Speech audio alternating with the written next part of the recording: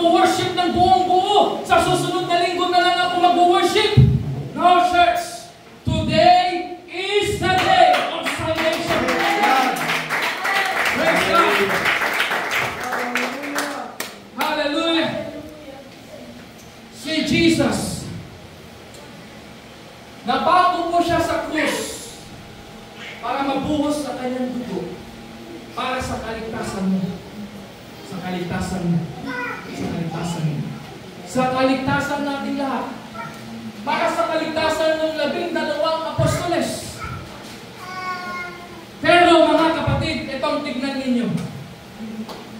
Sa buhos, sa dugo na kanyang nabuhos para sa ikaliligtas natin lahat. Ang unang nag-benefit sa dugo ay hindi yung mga apostoles. Hindi mga pastor. Hindi mga evangelist. Hindi mga missionary. Kundi isang magnanakaw ang unang nag-benefit sa dugo ng ating Panginoon. Hallelujah! Alam niya sa sarili niya makasalanan po siya. Pero nagpakumbaba po siya sa ating Panginoon. Alalahanin mo ako pagdating mo sa iyong kaharian. The Lord is merciful. The Lord is gracious. Right at that moment, naligtas yung magnanakaw. Praise God. Sana mga kapatid, ang iniisip kasi ng iba, alam niyo yung instant salvation? Instant? Kapag medyo mahina-hina na ako, saka na ako tatawag sa Diyos. Kapag medyo may sakit na ako, saka na ako tatawag sa Panginoon. Bakit? Alalahanin mo yung magnanakaw doon.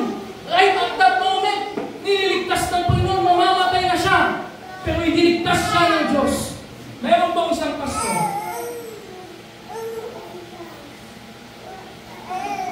Isang pastor.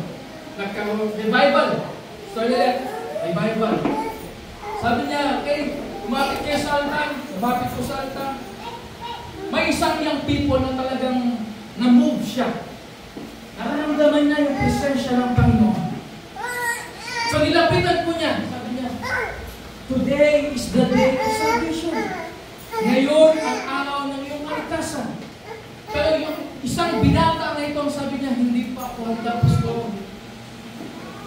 Hindi pa ako handa. Alalahanin mo, pastor, yung magnanakaw doon sa 3 krus. Sumagot yung pastor, Pastor Rafi. Sabi niya, sinong magnanakaw? Sinong magnanakaw ang tinutukoy mo? Yung isa ba? O yung isa? Hallelujah!